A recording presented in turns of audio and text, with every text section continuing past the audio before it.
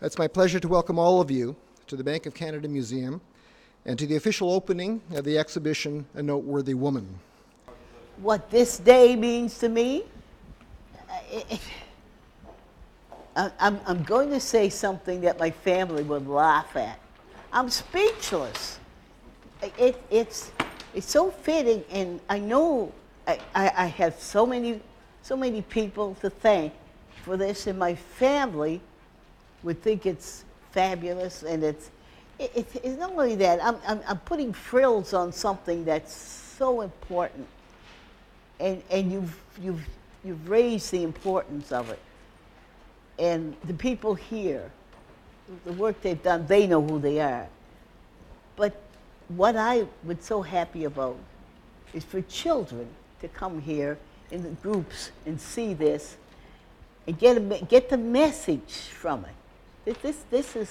This is what is meaningful to me, because if we're going to get any change, it's going to start with the children.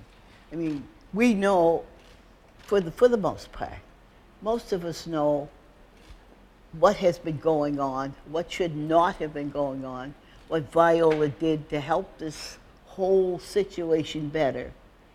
But as I told you before, I've been going to the school children to speak. They want to know. There's been books written. It's accumulating.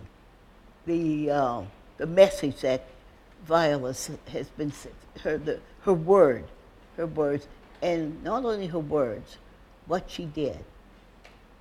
And it's going to the right people, the children. You know that children do not see color.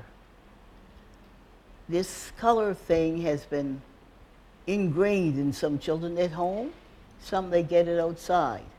But this is where they can learn to turn around and realize that this is a museum for human rights. They'll realize it's the rights of human beings. Days like today, we have an opportunity to reflect on the progress we've made, the work that remains, and the people who champion important causes. Had it not been for Wanda, Viola's story would not have taken a life of its own as we see here today. And as Canadians, we have a lot to be thankful for, but we also have our work cut out for us.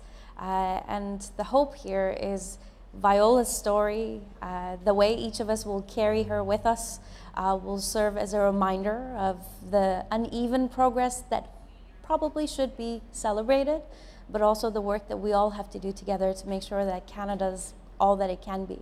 I hope that they learn as much as they can about the story of Viola, and that they think about human rights, which is at the very base of all of this work.